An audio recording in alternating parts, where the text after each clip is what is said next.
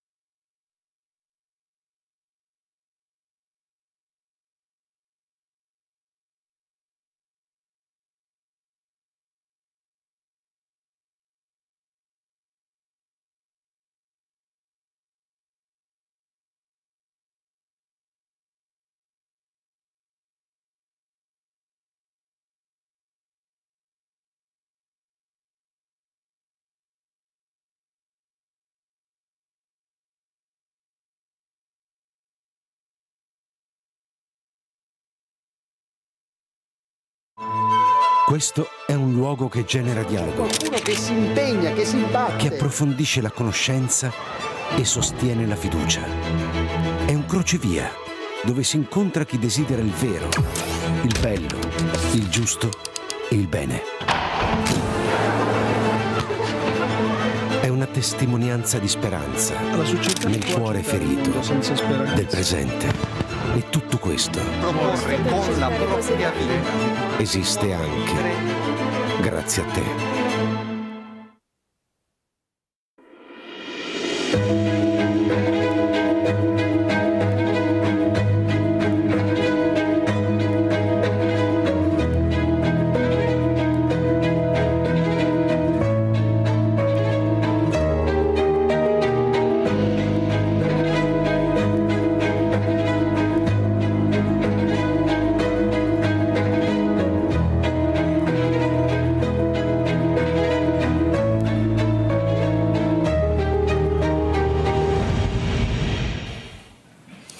Buonasera e Good evening and welcome to this meeting entitled Words, Machines, Brains, Recognizing What is Human to Defend It. First of all, I would like to express our gratitude for the fact that we have here with us today two outstanding guests. My friends are friends. Sitting on my left, we have Andrea Moro, and then further left, Paolo Benanti. Please, a big round of applause for them.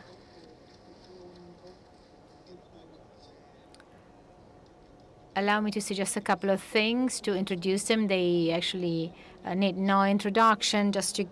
I'm going to introduce them just to give you an idea where their research works. Andrea Mori has long been studying the biological architecture of language, and that means what happens in the brain of those who speak and why no machine speaks and uses a language in the same way in which we human beings speak. And together with him, we will understand why artificial language models may well rebuild the surface of our way of speaking. However, they follow a logic that is completely different from the one of human beings. Then we have Father Paolo Benanti, a Franciscan professor of moral philosophy and ethics of technology at Guido Carli University. He's been a long-standing friend of the Rimini meetings, showing us how power has moved from actually politics, from power to the networks. And in his latest book, he talks about the so-called algorethics. That's a newly coined word, which is not a break to technology, but rather some kind of a compass for technology itself, so that technology can be at the service of man. There is a misunderstanding that I would like to clarify at the very beginning of this session. We first have to say that we should not confuse calculation with thought. This is an ever-present risk in many of the things that we do, in the laws we write, in our decisions, in the decisions that we delegate to the algorithm, because algorithms decide better and they're faster when they decide. This transformation deals with the very same way we represent the world and reality, and the way we narrate reality to ourselves and to the others. And that is why it is paramount, it is our duty to truly understand what these tools are all about, what these machines are. If the only criterion by which we decide to use them, regulate them, and direct them is efficiency, well, computing power,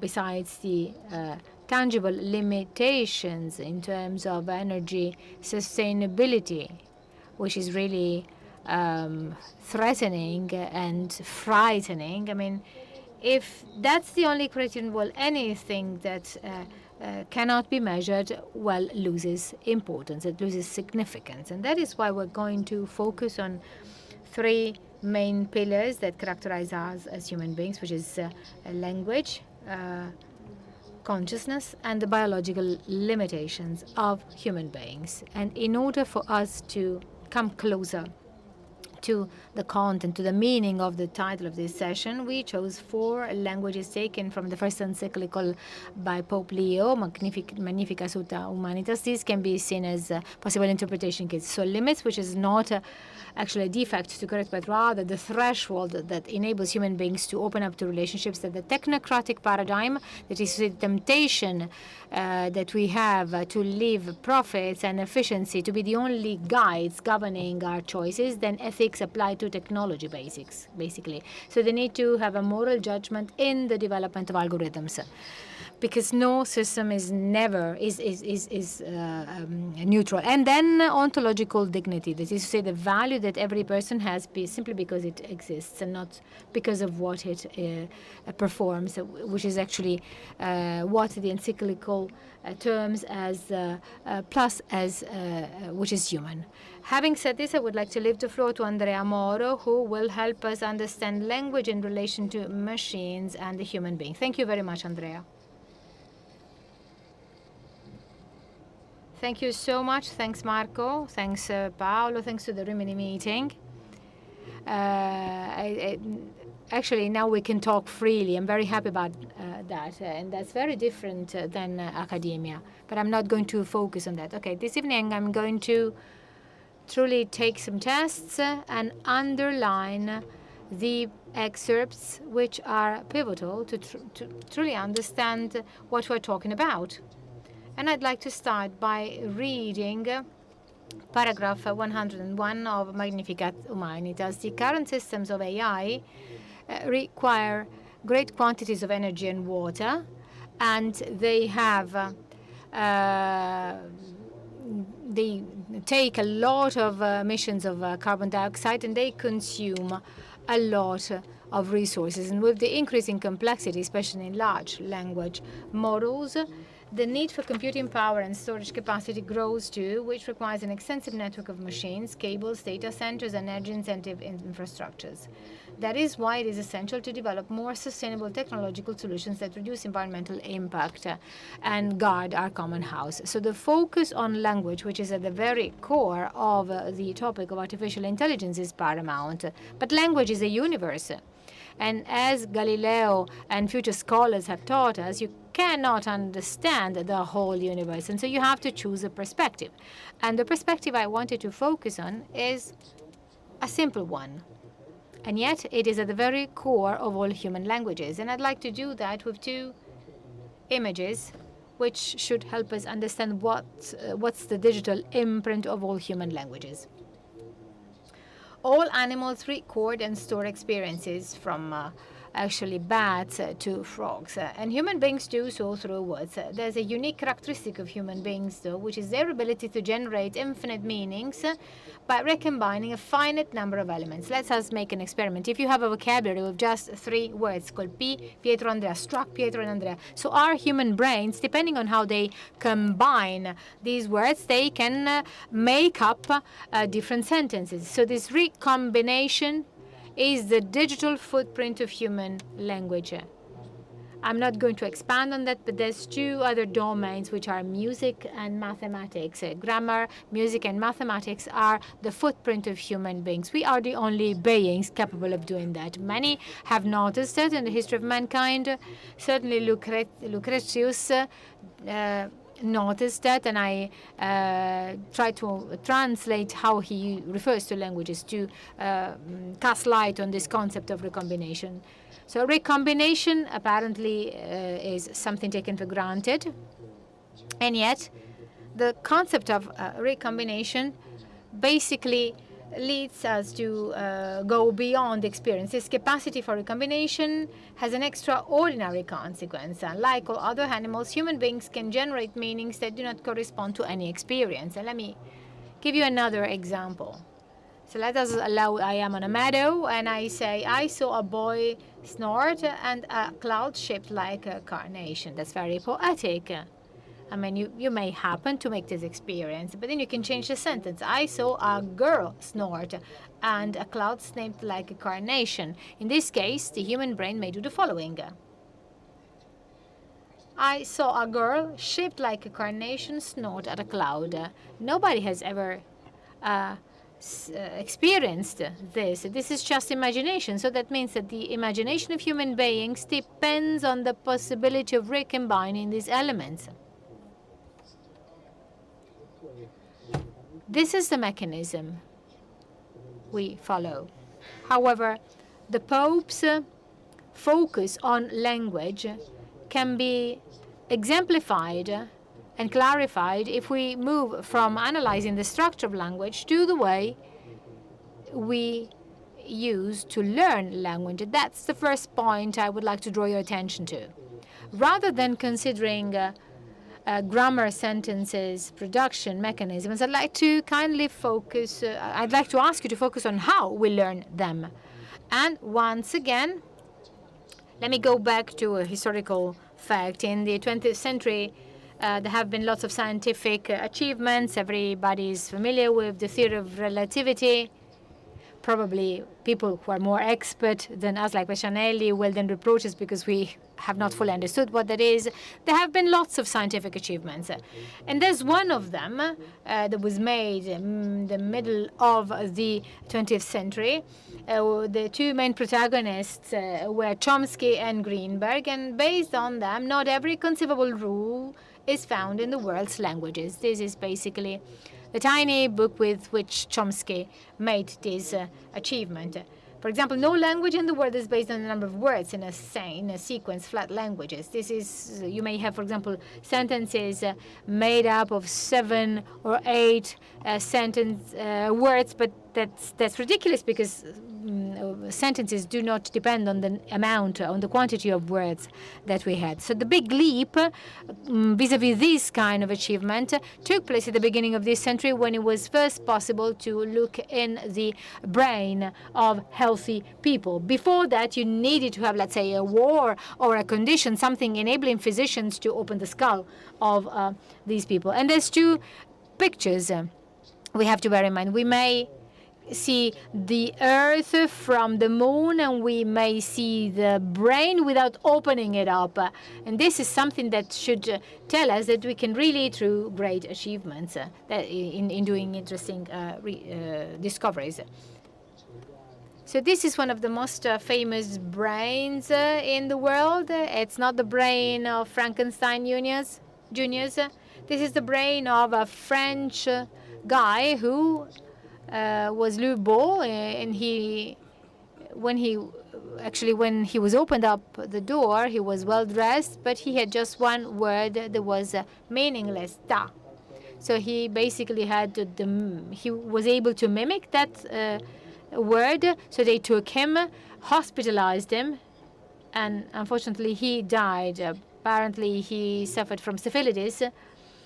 So that syphilis paralyzed the right part of his body, and when he died, Dr. Broca carried out a post-mortem, and he recognized a specific lesion in the brain, in the left part of the brain of this guy. And from that moment on, they understood that that specific point is part of a complex network enabling us to use syntax.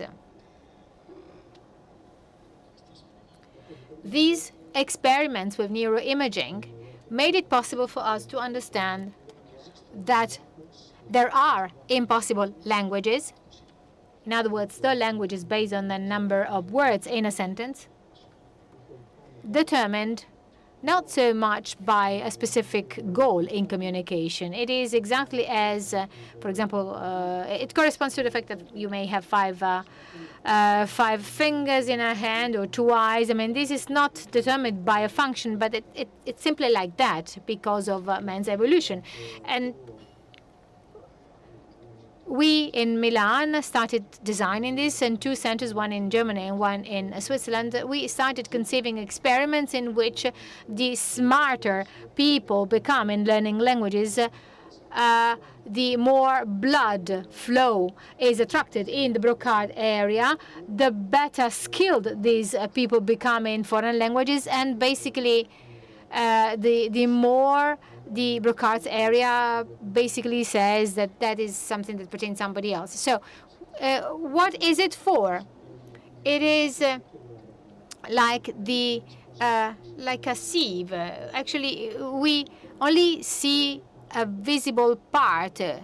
And so this sieve, it filters out, the retina, like a sieve, filters out many frequencies. So the brain contains a filter that automatically discards impossible languages. And that's a very first important concept to bear in mind. When we started speaking, we basically started hearing the sound, opened up our eyes, and we were able to distinguish, for example, to tell the voice from background noises. Of course, I'm talking about normal people. So children with hearing impediments started working with their hands, starting actually turning the information they received into signs that they could express with their hands. There's a friend of mine who published an article in Nature. You probably know that newborn children produce sounds with which they try vowels.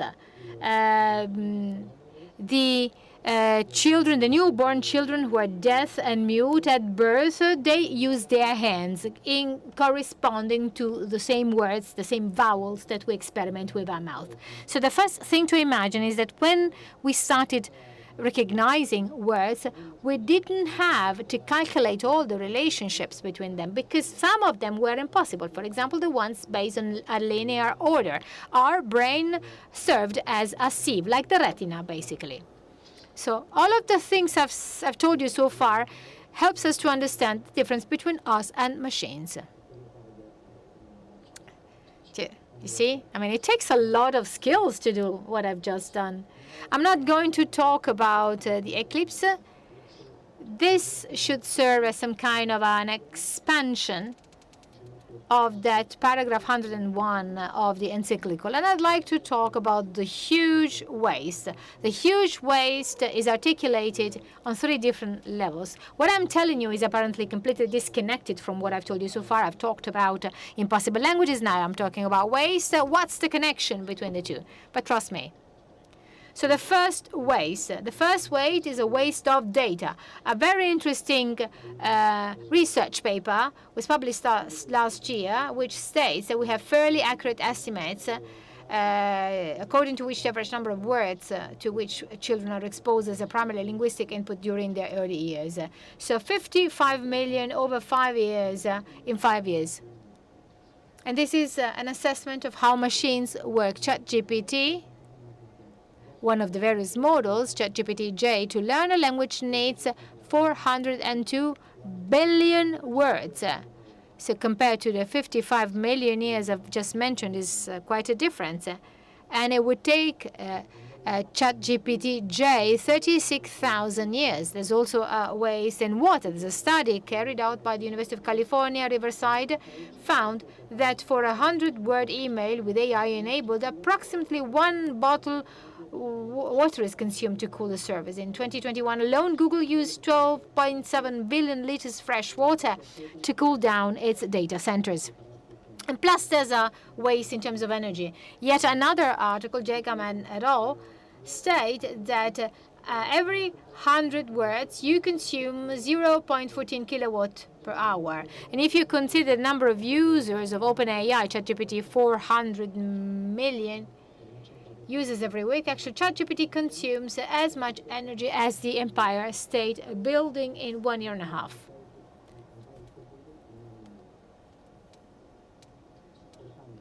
And now, I'd like to kindly ask you to try and connect the 2 parts of my speech. The reason for the waste of artificial language models is that for machines, there are no impossible languages. They are not subject to the limitations that constitute the boundaries of Babel. So the unexpected solution is that it is precisely what's human that makes us functional and compatible with the environment. To make them sustainable, artificial models must incorporate the limitations found in children, which evolution has instilled in our nervous system. There's a journal where Father Benanti and I oftentimes publish, states this, and I've tried to show this to you here.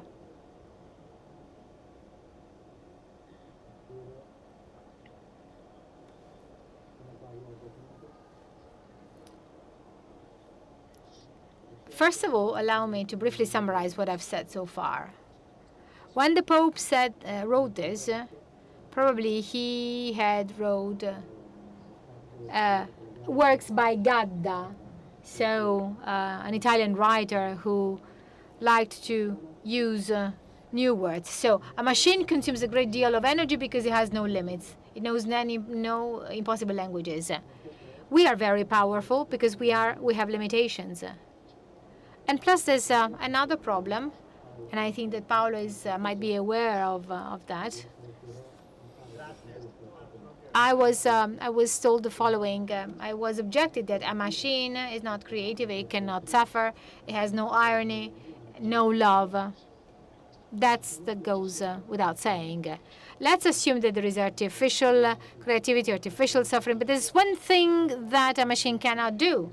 Even if it could simulate creativity, laughter, suffering, and love, a machine would never be able to lie. Because the concept of truth is completely foreign and inaccessible to the machine.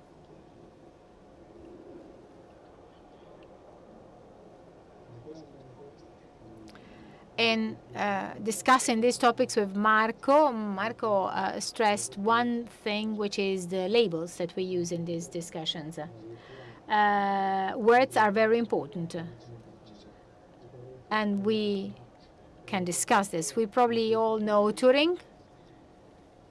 He probably had a lot of people asking him always the same question, and probably he once replied this way. The original question, can machines think, I believe, is too meaningless to deserve discussion. Nevertheless, I believe that at the end of the century, the use of words and general educated opinion will have altered so much that one will be able to speak of machines thinking without expecting to be contradicted. And this is precisely the case. I mean, we never are astonished that there are artificial machines because we have extended the term so far. Chomsky used to say that you have to take the word fly, and then you take a bird and an airplane. Both of them fly. But if you use the concept fly of flying applied to the two, I mean, there's a big difference between the two. I've tried to actually develop this concept. So there's two things I'd like to end with. First, I'd like to talk about the Church's attitude vis-à-vis scientific innovations. The Church is not opposed to new inventions. She does not object to the discovery of others capable of making life better and more pleasant. This is a sentence by Pope Leo, but actually not this Pope Leo. This is by Pope Leo XIII, written in a wonderful encyclical which basically took a stance vis-à-vis evolutionary theories. And those who criticize the Church has a duty to read the official documents in which these things are stated. And so I thought it was important to state this. One very last thing. I think that art precedes all possible intuitions. I once happened to find a painting that made it possible to me to understand what it means to do linguistics. This is a painting by Johannes Gumper. He only painted two paintings, one round and one square. This is a painting belonging to a private collection exhibited at the local exhibition in Cesena. You see a painter from the back, and he wants basically to make a self-portrait. You've probably never thought that we're not capable of looking at our face. So basically the painter takes a mirror, one on the left and the canvas is on the right. He looks at the mirror, the image gets to his eyes, they're processed in his brain, and that is then translated into his hand. And actually he knows that he's right because he compares the model with one of the reflexes in reality. Doing linguistics is exactly the same. We are so much immersed in language that we cannot see language from within. We can build models and then see the effect of these models. But there's just one thing, the awareness that our limitations are our advantages. And if we want, we can even say that we are our own limitations. Thank you very much. Grazie. Grazie Andrea. Allora. Thank you, Andrea. Now I give the floor to our friend Paolo, who's going to tell us something new this evening.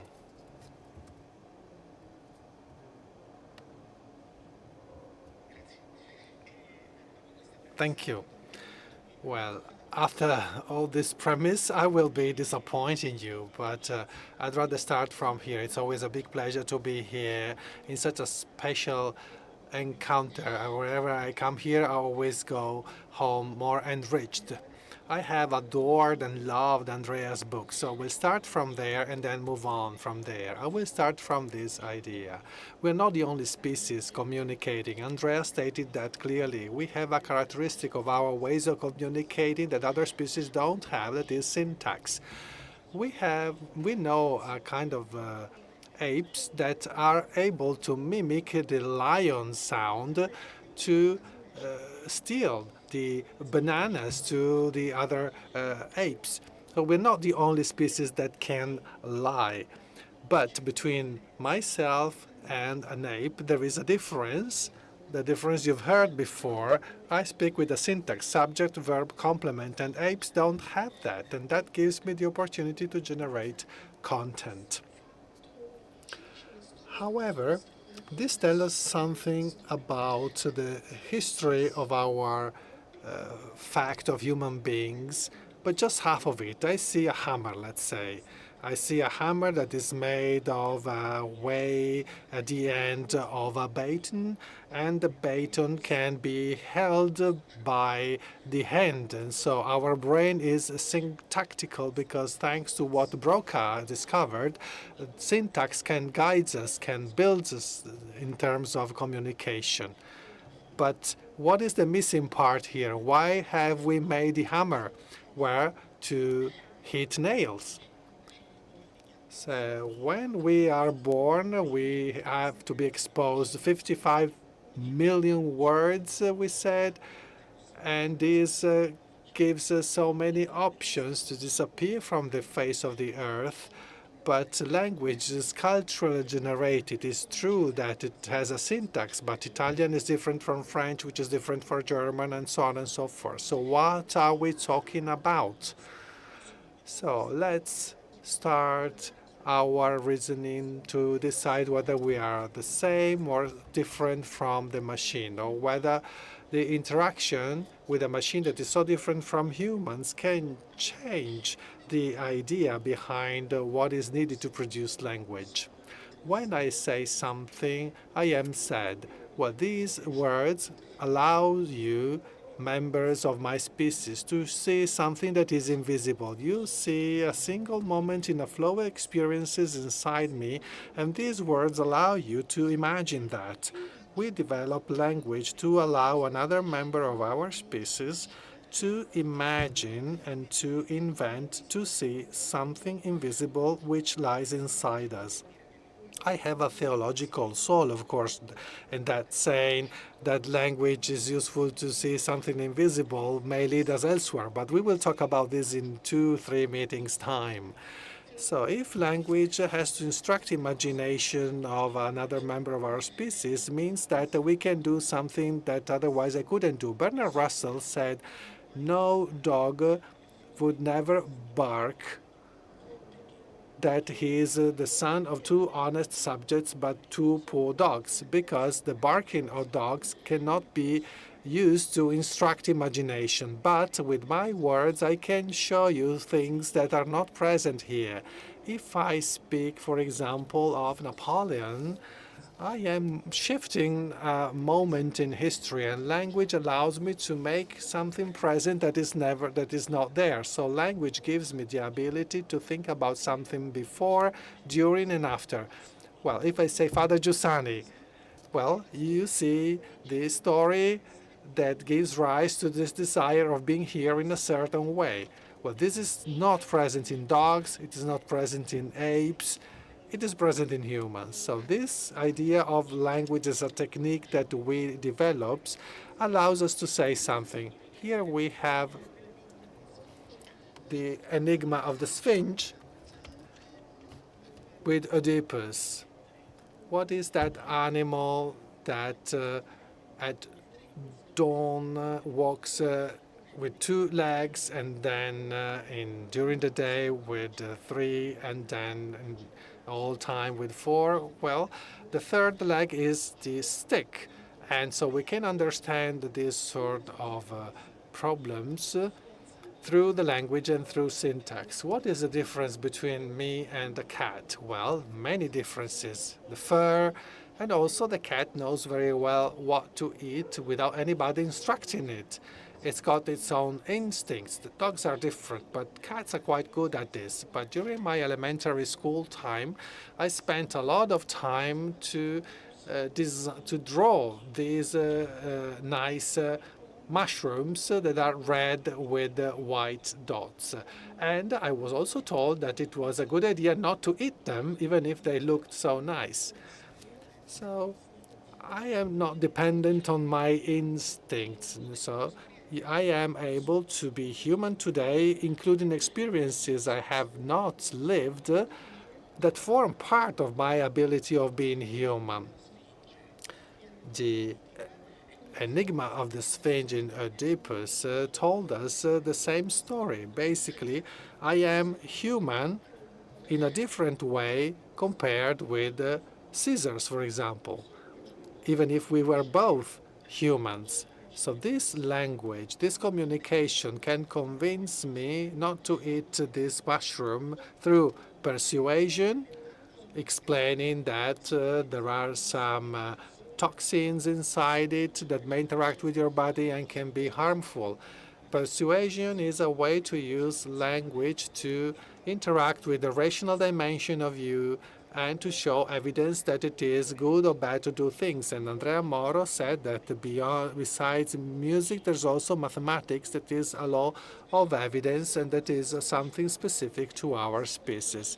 But Aristotle said that there is another way, and it is manipulation. Maybe you have been sold something you didn't really want to buy. So it's a way to convince some members of our species to do something that doesn't follow the rational dimension. So our interaction with a machine, a language machine, will it be persuasive or manipulative? Let me play a little bit. Here we have the cat, and here we have a dining room. To continue our discussion on language, I think we have to consider another experience that makes us human. It is the experience of eating. I'm not saying this because I'm hungry, but because a cat eats cat food and only that. And if I ask you, what's your favorite food, and you tell me a recipe, while for other animals, there's nature-related data. For us, it is a culture-related data, because we eat for biological reasons, because otherwise our biological balance is unstable and we may die. But when we eat, it's not just about feeding ourselves. It is the ability to add in this act something more. Who won't remember the dinner after one's degree, a birthday, or ordination? So we connect cultural elements here. I see a dear friend here in the audience, but I want to mention our dinner time, otherwise it will be embarrassing. And in this space, there is also room for God. Remember that Eucharist means supper. There is this alterity in the gesture of eating. And even in my language, this is happening. In my language, there is not just some room for celebrating, but also for having something more, for having a cult. And here, to conclude my point, and connecting to the point where I started from, we have the case of a market that is making waste. And there's some kind of food that is not really necessary. We have ultra-processed food, for example. Ultra-processed food takes a natural data. We have a palatability. We can taste things. And there is some evolutionary evidence linked to evolution that can be separated. We have some food that gives us a lot of palatability and others but they don't really nourish us, they don't feed us. This is an alteration of the market, and as the social costs had to be borne by the society and the institutions and so on and so forth. And the problem is also here with the language, elaborate language with the machine within the logic of industrial waste. Two functions can be separated: the fluency, the capacity of putting together words that seem to be beautiful and elegant, like the young girl that looked like a carnation in your example, and learning. Sorry, I couldn't resist talking about schools here. You see that there is this capacity of the language generated by the machine, which belongs to a logic of profit making. And here we could get to the point of talking about ultra-processed education. And we separate fluency from learning, and so there is a social cost that will have to be borne by our community, and there we get into the dimension of manipulation. So the good thing of my job is that I can pose questions and then run away.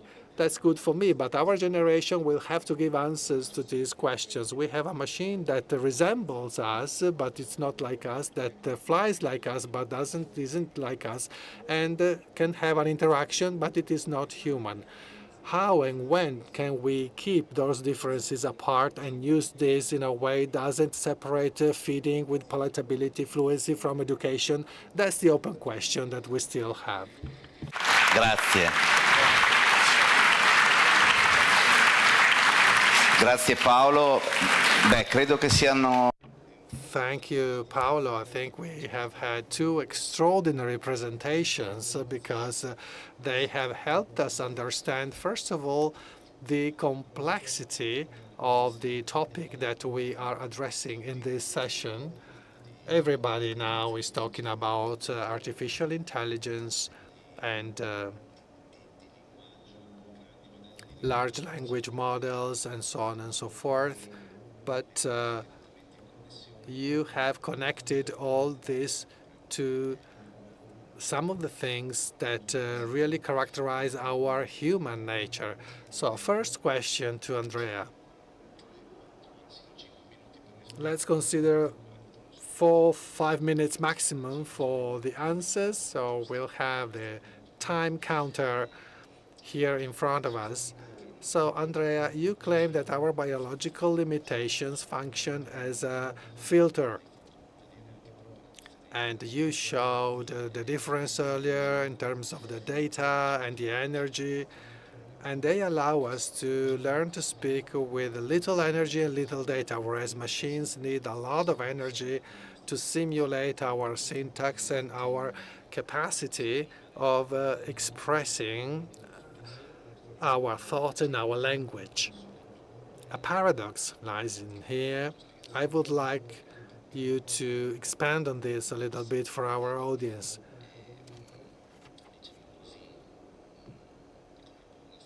How can the lack of limits make machines less intelligent than a newborn?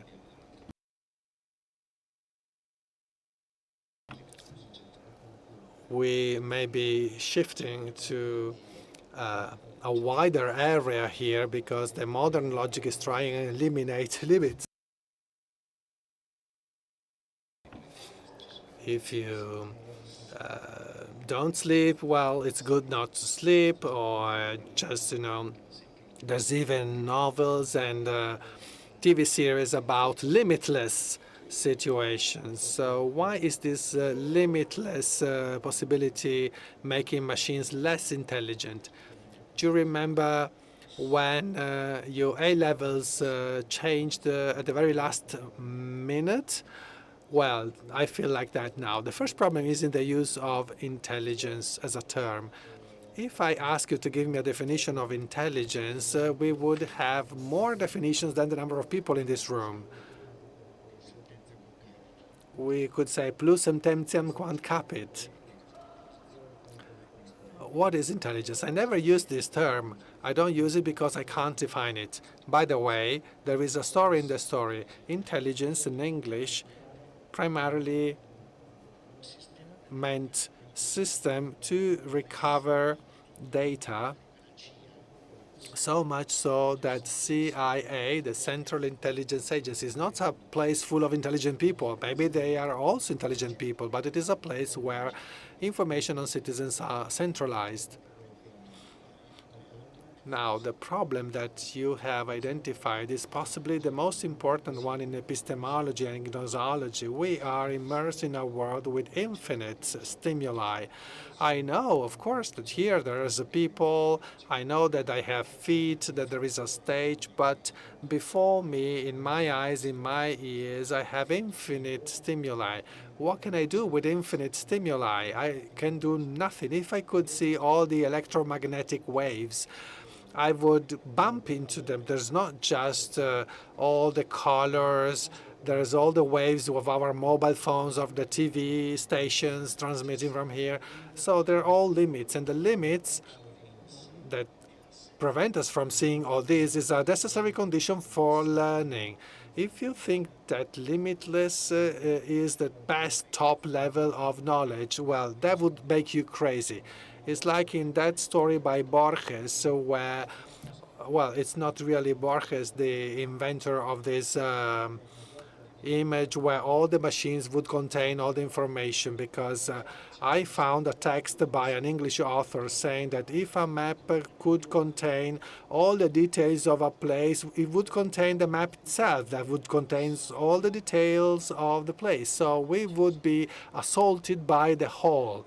And mathematicians know very well what the power set is about.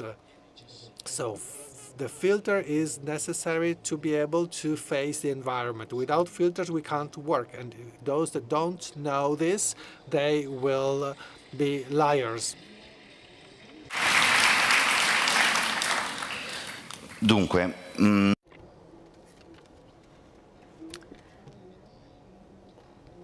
when you talked about an ultra-process education before, Paolo, and comparing education with ultra-processed food, you envisaged a scenario which is already there and which also belongs to the future. In your latest book, entitled La logica del dominio, you describe a world where we no longer possess our own things. Just think, for example, of an e-book or the latest cars. I mean, this is something that happened to me last week.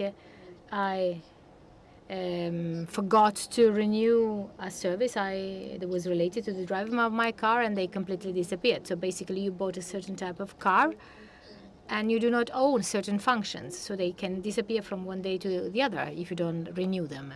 So these functions are owned by others. So the term coined is techno-feudalism. We are the subjects of superstructures which we do not see. So how can algorithmics, so the ability of finding this compass, can return real sovereignty to us over the things we have, as well as over a number of services that are increasingly in the hands of a few companies. There was a session before at 5 p.m. I attended that session, and the speakers showed that the first 5 big tech companies in the world have financial statements which are higher and with more resources than the 5 biggest, largest European countries altogether. So, can you answer to this question? This Philip Dick would basically have answered 82 to this question. Irony apart, why has all of this happened? What does it mean that we have developed a software-defined reality? Let's make an example. Your smartphone, you paid 1,500 euros for that rectangle made up of plastic, green, and silicon. You own the hardware, but the software is unlicensed. So the separation of this makes it possible for you that you do not own the functions you have bought, and so you depend on the subject that has given to you that software in license. We have accepted all of this because when the market basically opted for a given distribution form for these assets, basically did so because of a very appealing reason, because it wanted to eliminate friction. In our human relations, there is friction. Let me make a joke. Whenever I visit my companions in Naples, I know I have to basically take a taxi, and I have to ask how much this will cost. So basically, I travel all the way down from Rome to Naples, trying to listen to YouTube videos, trying to familiarize with Neapolitan dialect, so that basically I can try and get a discount from the Neapolitan taxi driver. If I could eliminate this friction, that would have been much better for me. If I had an app telling me how much the charge is, well, it would have been much better. But just think of other things. Just think, for example, of renting a house or an emotional relationship. Actually, Tinder found an open guide to this. So we accepted this exchange.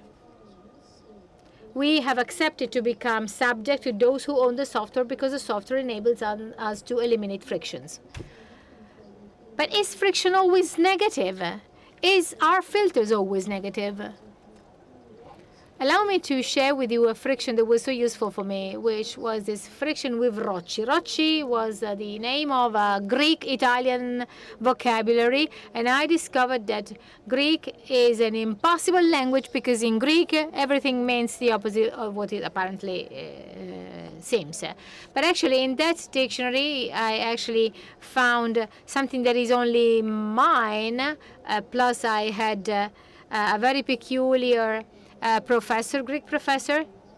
If the ultra-processed education becomes the formula through which we are educated by the market, there is no friction. And that friction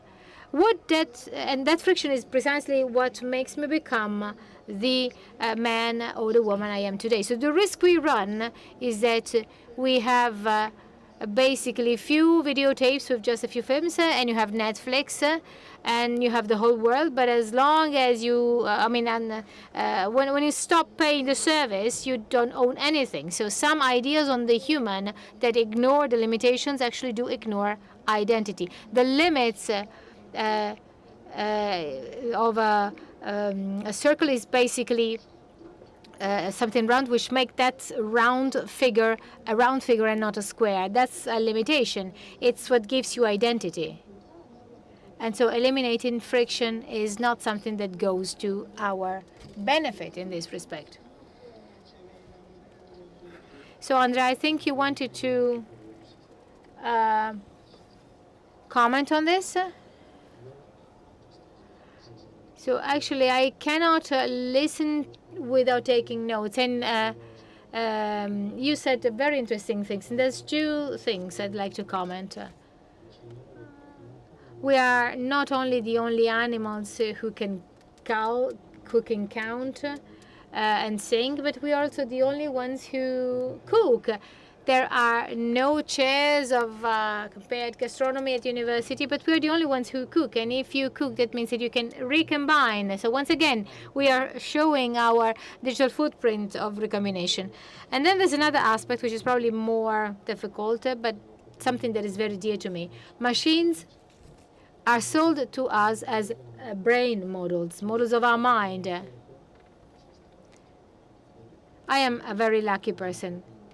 And basically, my luck is due to the fact that I have met very interesting people who made me think. And even this evening, and also, meeting Marco, there was an encounter with a psychiatrist, Roberto Cavallaro. He is a psychiatrist working at San Raffaele Hospital in Milan. Together with him, we started analyzing the language of schizophrenic patients. So, and that came to my mind while you were talking. So you have, for example, somebody who speaks, apparently saying interesting things, but they're talking nonsense. So if you listen to somebody who's schizophrenic, actually the grammar is there, but they talk about nonsense. We as human beings are schizophrenic because our language is biologically terminated. It is finite. Machines do not get crazy. Machines don't have an equivalent for schizophrenia. The same applies to all psychiatric conditions. So all those who think that they can use automatic models to treat patients won't go that far. I bet them that they manage to do that. They cannot basically use the same project you used to build a large language model or a smartphone. So pathologies, conditions are also something which is very human. Pathologies is not beautiful, I know. Nobody would like to suffer from pathologies, and yet pathologies are another limitation, another boundary that define us from machines. Only if we understand, we can then understand what's human, and we would then ultimately understand that the very same thing that we exist guarantees that we are something that has to be safeguarded. I mean, a machine that has been broken down has to be thrown away. If the language is only the language of efficiency, we wouldn't be scrapped like old cars or old machines.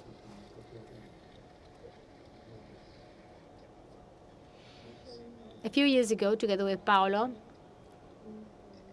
and together with Miguel de Nazayag, we were talking about the machining of man and of the machine, and we discussed the topic.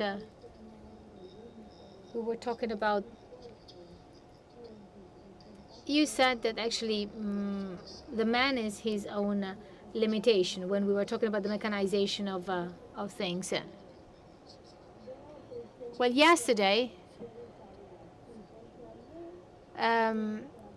while anticipating the visit of Pope Leo, Pope Ratzinger was cited, and he said, we have to desire things without limitations. Actually, the man longs, craves for the infinite, but the man is finite. So our limitations should not become the ideology of our boundaries. That's full. We are born, we are made actually to desire, to crave. We want to go beyond the limit. But the very same definition of word, actually, the word in Italian, the word parola, which means word, is also called termine, which is a term. And termine means in Italian the ultimate boundary. And I could go on forever on this, because it's quite late. Actually, people here listening to us are willing to recombine ingredients for dinner. Maybe they hope to find them already recombined. There's a last question I'd like to ask both of you.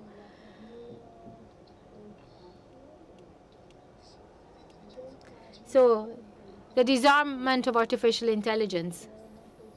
Disarming artificial intelligence. Pope Leo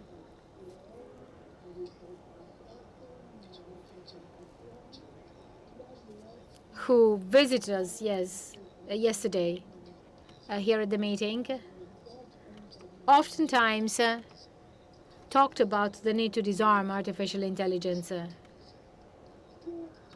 What does artificial intelligence mean? Let us focus on the term. You also talked about this. You talked about intelligence. You showed that that's a very, very difficult word to define.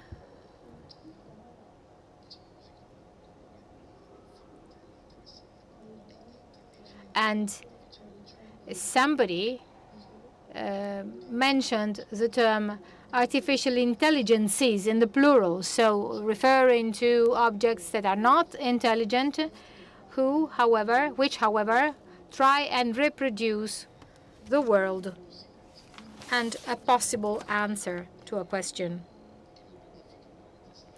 The encyclical Magnificas Humanitas actually draws the attention to this difference between artificial intelligence and the real human intelligence. Human intelligence is magnificus. It's something which is much bigger than artificial intelligence. Going back to the encyclical tries to disarm artificial intelligence, not only weapons,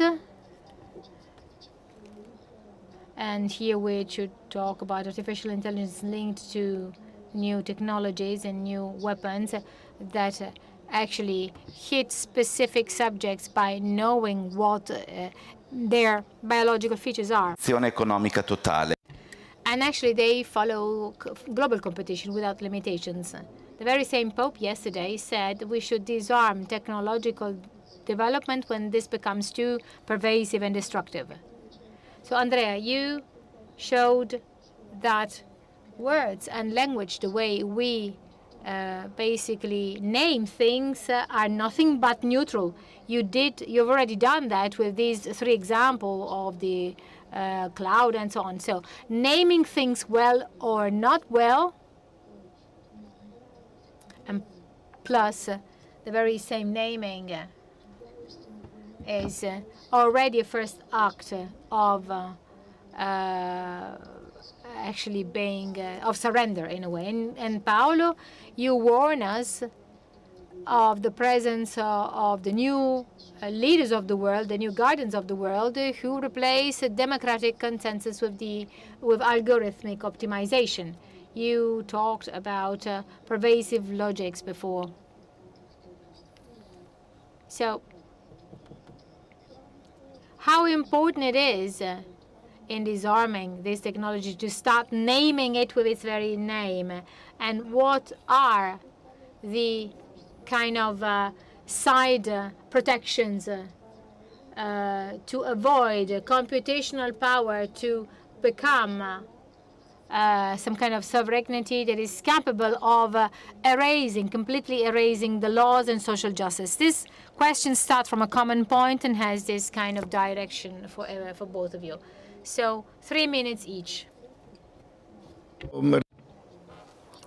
I'll try to answer using just consonant sounds, just like a fiscal code. Well, to disarm, you have to understand what a weapon is, and that's what he said. I recommend to read Protagoras and Gorgia and Plato. Everything is there. I want to take your question and turn it upside down. The definition of intelligence, of which there is more consensus, is the capacity of solving problems. So in less than 20 seconds, I can say that if intelligence is the capacity of solving problems, what problem can a poem solve? That's it.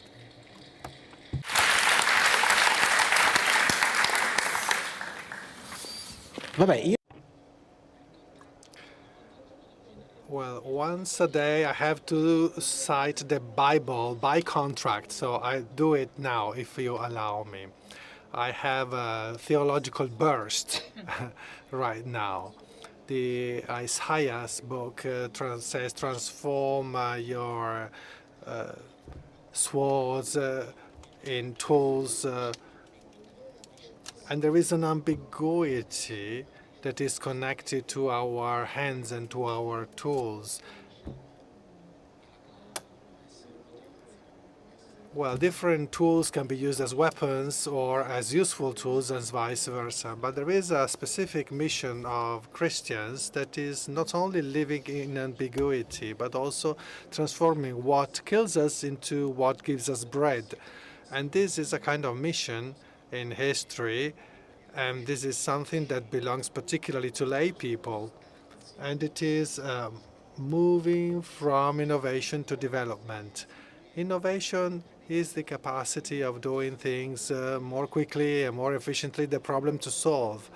With respect to a rifle, maybe a bomb can be an innovation, but it's not something better. Whereas development is that kind of innovation that can contribute to the common good. So that's more than disarming. It is a construction project, a construction of the reign in the history with all the limitations that we will address in other occasions. But it is a mission, it is a project. a project that can take off our fears and tells us that there is the need for our commitment in history to be not just testimonies but also builders of the reign. And now you can go in peace to recombine, but there is a lot awaiting us.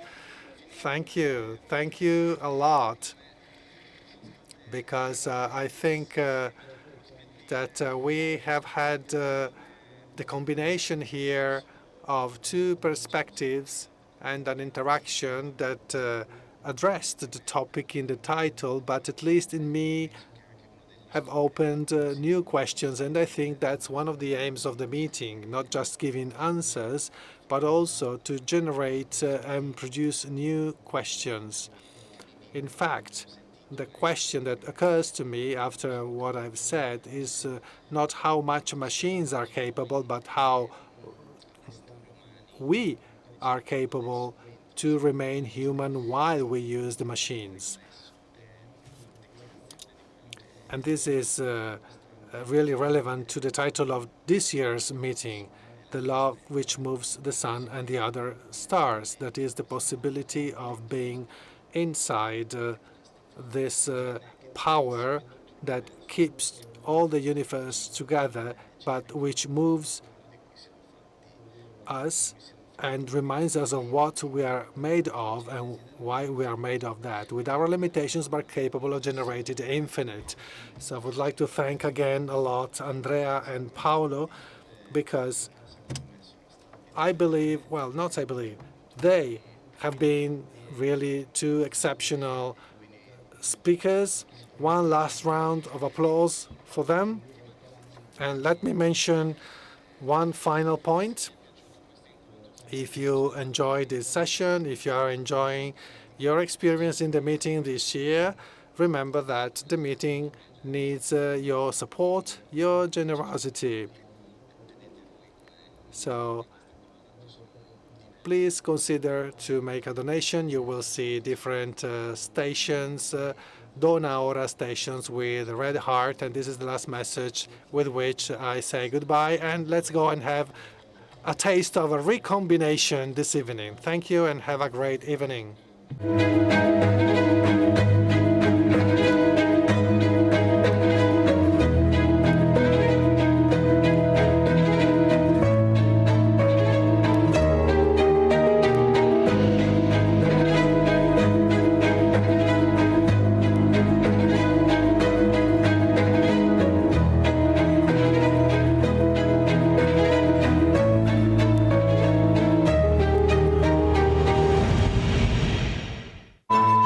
Questo è un luogo che genera dialogo, Qualcuno che si impegna, che si batte. che approfondisce la conoscenza e sostiene la fiducia. È un crocevia dove si incontra chi desidera il vero, il bello, il giusto e il bene. È una testimonianza di speranza nel cuore ferito del presente. E tutto questo Proporre con la propria vita esiste anche grazie a te.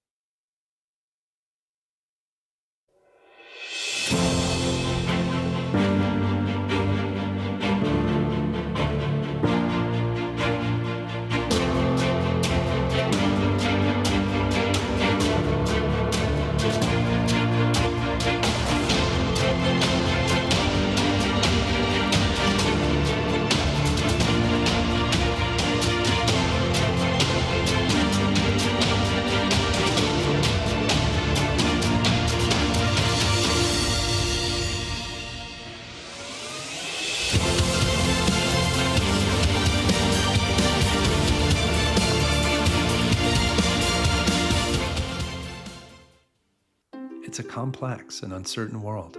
We all feel that, but leaders today need more than an observation. They need answers.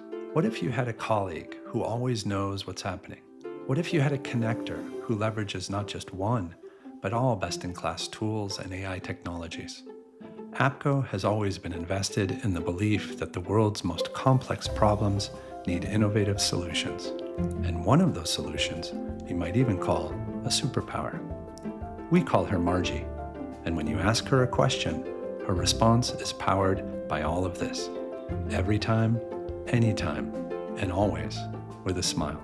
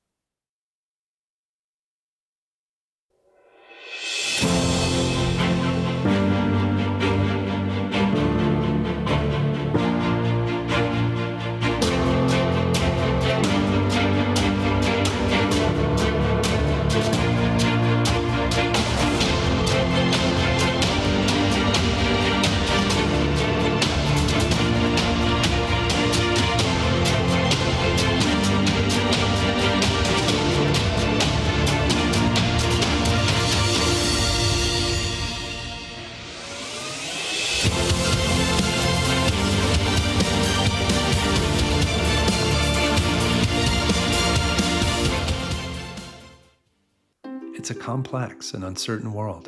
We all feel that, but leaders today need more than an observation. They need answers. What if you had a colleague who always knows what's happening? What if you had a connector who leverages not just one, but all best-in-class tools and AI technologies?